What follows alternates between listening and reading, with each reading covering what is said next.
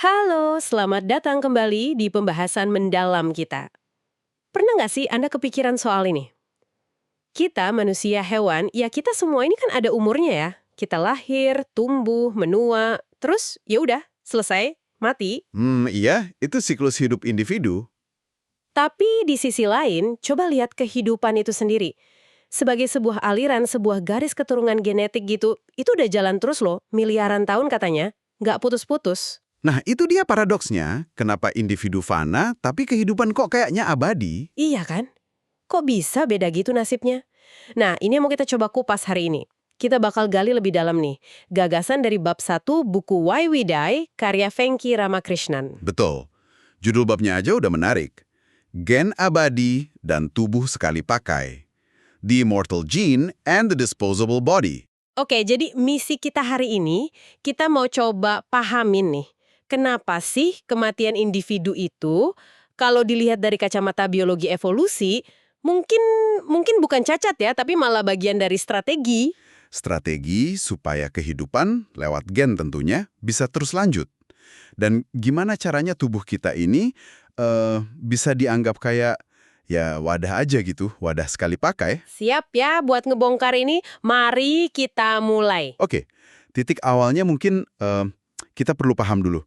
Apa sih yang sebenarnya mati pas seseorang meninggal?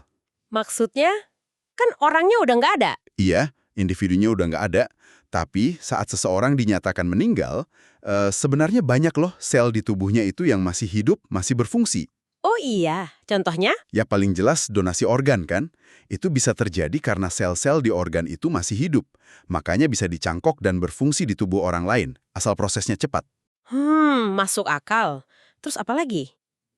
Triliunan mikroorganisme di dalam kita, bakteri-bakteri itu, mereka kan numpang hidup di kita ya. Nah, pas kita nggak ada, mereka ya lanjut aja hidup.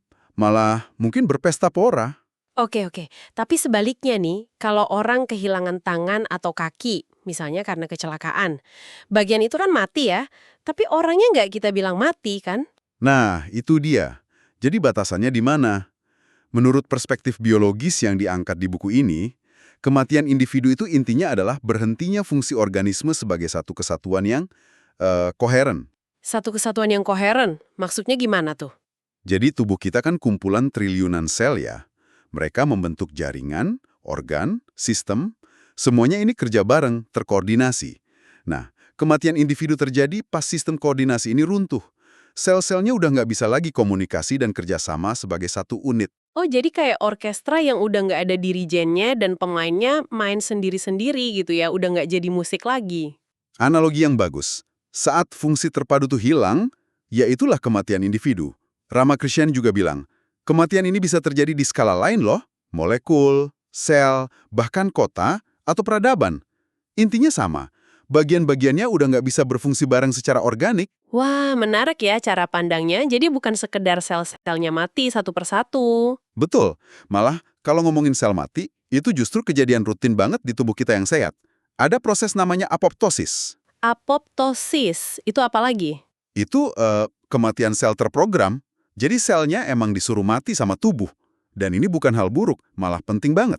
Penting, kok bisa kematian sel malah penting? Contoh paling gampang itu pas pembentukan janin. Tangan dan kaki kita awalnya kan kayak dayung ya, nggak ada jari-jarinya. Nah, sel-sel di antara calon jari itu diprogram untuk mati lewat apoptosis. Makanya jari kita bisa kepisah. Oh, jadi kalau nggak ada apoptosis, kita lahir jarinya nyambung semua gitu, kayak pakai sarung tangan. Bisa jadi begitu. Jadi apoptosis ini penting buat perkembangan normal, juga buat ngebuang sel-sel yang rusak atau udah tua di tubuh kita. Jadi, ya kematian sel tuh normal dan perlu. Oke, paham sekarang. Jadi kematian sel individu itu biasa bahkan penting. Tapi ini kan beda ya sama kematian organisme utuh. Nah, nyambungnya ke gen abadi tadi gimana? Di sini kita masuk ke intinya bab 1 itu ya. Tepat sekali. Kuncinya ada di perbedaan dua tipe sel utama di organisme kayak kita ini. Pertama, ada yang namanya sel garis kuman atau germline cells. Sel garis kuman. Ya, itu sel sperma kalau di pria dan sel telur kalau di wanita. Tugas mereka ini super spesifik. Cuma buat bawa informasi genetik kita ke generasi berikutnya. Aha, jadi mereka ini nih pembawa keabadian genetik yang tadi kita omongin? Bisa dibilang gitu, dalam konteks evolusi ya, mereka itu berpotensi abadi. Kenapa? Karena lewat reproduksi, sebagian dari mereka kan dipakai buat bikin individu baru. Proses ini intinya kayak ngeriset jam biologis penuaan lah, tapi untuk garis keturunannya. Generasi baru mulai dari sel yang relatif fresh. Oke, itu sel garis kuman, terus tipe kedua? Tipe kedua itu sel somatik atau somatic cells. Nah, ini gampangnya semua sel lain di tubuh kita. Sel kulit, otot, saraf, tulang, darah, semuanya deh. Mereka yang ngebangun struktur fisik kita, yang disebut soma. Soma. Jadi tubuh fisik kita ini namanya soma. Iya, dalam konteks biologi ini. Nah, sel-sel somatik inilah yang kerja keras tiap hari ngejalanin fungsi tubuh. Dan mereka juga yang ikut menua, rusak, dan akhirnya mati bareng kita sebagai individu. Jadi ini dia nih intinya. Tubuh kita, si soma ini, kalau dilihat dari kacamata gen, fungsinya cuma kayak kendaraan gitu ya. Betul. Atau wadah, tugas utamanya ya ngelindungin dan ngebantu nyebarin gen yang dibawa sama sel garis kuman tadi. Terus kalau tugas itu udah jalan, misalnya kita udah punya anak gitu, kendaraannya jadi kurang penting gitu. Kurang lebih begitu, dari sudut pandang kelangsungan gen itu sendiri. Makanya muncul konsep tubuh sekali pakai atau disposable soma. Tubuh ini dibangun utamanya buat reproduksi. Setelah itu, ya udah, pemeliharaan jangka panjangnya jadi prioritas nomor 2. Makanya kita menua dan akhirnya mati. Karena wadah ini emang dirancang buat sekali pakai aja. Itu gagasan utamanya. Kematian individu itu ya matinya si wadah ini. Sementara gennya lewat sel garis kuman, udah lanjut perjalanannya ke generasi baru. Wah, ini konsep yang kuat banget ya. Tapi langsung muncul pertanyaan di kepala saya. Kenapa harus sekali pakai sih? Kenapa evolusi nggak bikin kita awet aja gitu hidup selamanya? Kan kalau hidup lebih lama, kesempatannya buat punya keturunan lebih banyak lagi. Pertanyaan bagus banget. Dan ini dijawab juga sama biologi evolusioner. Jawabannya ada hubungannya sama kondisi nenek moyang kita jutaan tahun lalu. Gimana tuh kondisinya? Ya, keras. Hidup itu seringnya pendek. Mati muda itu biasa banget. Entah karena kecelakaan, kelaparan, dimakan predator, kena penyakit. Mencapai usia tua itu bisa dibilang sebuah kemewahan langka zaman dulu. Oh, jadi karena dulu kebanyakan orang nggak sampai tua, nggak ada tekanan kuat gitu ya buat evolusi milih gen yang bikin awet? Pat, nggak ada tekanan seleksi alam yang kuat buat mengembangkan mekanisme perbaikan tubuh yang super canggih dan mahal, yang bisa bikin kita tahan lama banget. Evolusi itu cenderung pragmatis. Dia lebih milih strategi yang memaksimalkan sukses reproduksi pas usia masih relatif muda, pas kesempatan hidup masih tinggi. Kayak investasi gitu ya? Mending invest gede-gedean di awal buat mesin fotokopi gennya, yaitu reproduksi. Biarin aja mobil yang bawa mesinnya, tubuh kita ini, nggak usah dibikin tahan banting selamanya. Sumber dayanya kan terbatas. Analogi yang pas banget. Nah, ini nyambung ke teori penting soal penuaan. Hipotesis soma sekali pakai. Disposable soma hypothesis. Ini dirumusin sama Thomas Kirkwood tahun 70-an. Oh, hipotesis itu. Pernah dengar sekilas. Intinya apa tuh? Intinya, kata Kirkwood, ada trade-off mendasar. Ada pilihan alokasi sumber daya energi di tubuh kita. Energi ini bisa dipakai buat apa? Bisa buat tumbuh cepat dan cepat-cepat reproduksi, atau bisa dipakai buat pemeliharaan jangka panjang, perbaikan sel, perbaikan DNA, biar tubuh awet. Dan karena kondisi masa lalu tadi, evolusi cenderung milih yang pertama ya, fokus ke reproduksi awal. Menurut hipotesis ini, iya. Penuaan dan kematian itu, ya, konsekuensi dari strategi ini. Strategi yang prioritasin sukses reproduksi di awal. Alam milih organisme yang paling efisien nyebarin gennya secepat mungkin. Jadi ngirit di biaya perawatan jangka panjang gitu. Bisa dibilang gitu. Setelah masa reproduksi utama lewat, investasi lebih lanjut buat ngerawat tubuh dianggap kurang menguntungkan dari sudut pandang gen. Ya udah, tubuhnya jadi sekali pakai. Oke, secara teori evolusi kedengarannya logis ya. Tapi ada buktinya nggak sih di buku itu disebutin bukti konkretnya? Ada beberapa, misalnya dari eksperimen di lab. Pakai lalat buah, Drosophila, atau cacing kecil namanya C. elegans. Mereka ini model studi penuaan yang populer. Terus gimana hasilnya? Nah, Pas ilmuwan nemu mutasi gen yang bikin lalat atau cacing ini umurnya panjang banget, seringkali ada efek sampingnya, yaitu kemampuan reproduksinya turun. Jadi yang hidupnya lebih lama, anaknya lebih sedikit. Oh, jadi kayak ada harga yang harus dibayar ya, mau umur panjang, oke, tapi reproduksinya dikurangin, gitu.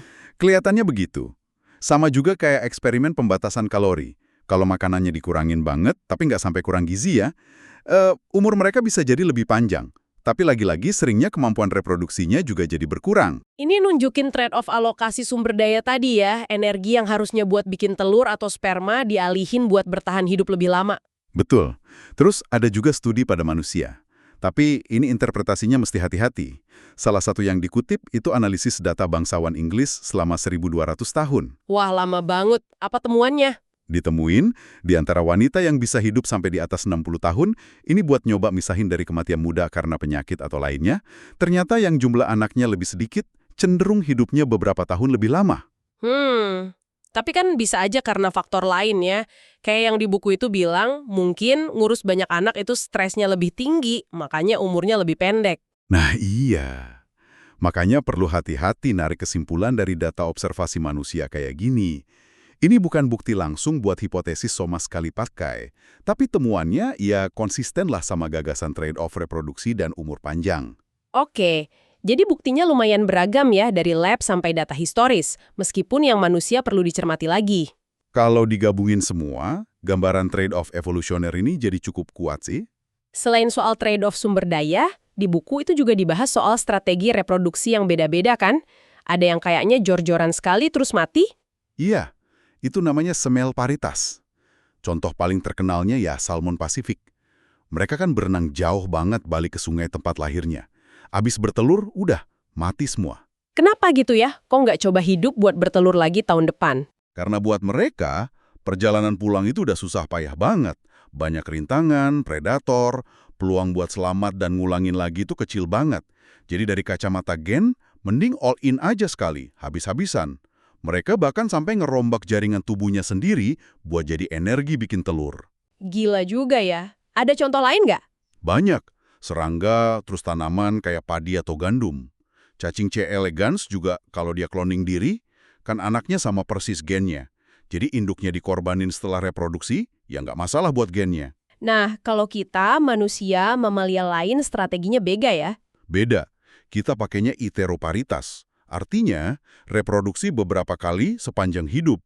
Buat kita, yang tiap anak cuma dapat 50% gen kita, karena reproduksi seksual kan, mati setelah anak pertama itu rugi banget secara genetik. Mending coba hidup lebih lama, terus punya anak lagi. Jadi strategi reproduksi ini juga ngaruh ke pola hidup dan mati ya? Ini negesin lagi poin penting dari buku itu. Evolusi tuh nggak kerja buat kebaikan spesies. Sama sekali enggak. Seleksi alam itu kerjanya di tingkat individu, atau lebih tepatnya lagi, di tingkat gen. Yang dipilih sama alam itu sifat-sifat yang bikin individu atau gennya paling jago nyebarin diri ke generasi berikutnya. Istilahnya fitness. Jadi kalau kematian individu itu ternyata bagian dari strategi buat gennya lebih sukses nyebar, ya itulah yang terjadi. Bukan karena ada rencana besar buat spesies. Tepat sekali. Jadi kematian individu dalam kerangka pikir ini bukan kegagalan, bukan salah desain, tapi ya bagian integral dari strategi evolusi yang udah terbukti sukses miliaran tahun buat mastiin gen tetap lestari. Oke.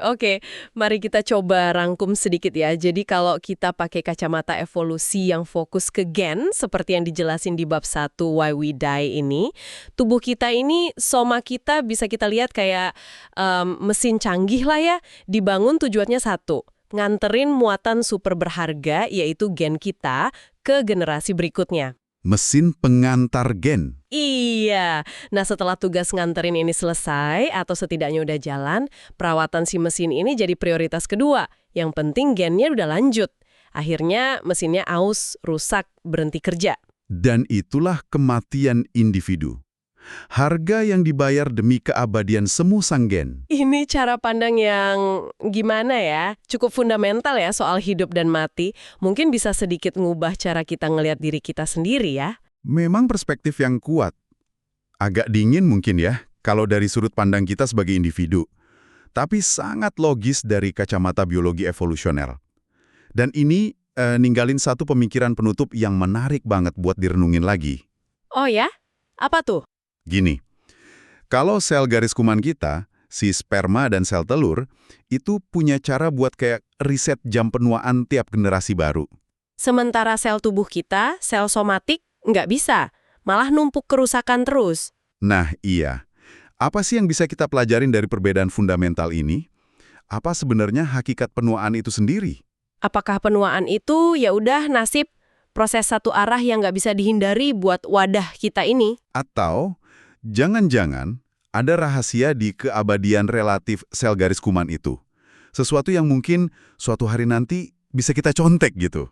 Maksudnya, belajar dari cara gen ngakalin penuaan buat diterapin ke sel tubuh kita? Mungkin saja.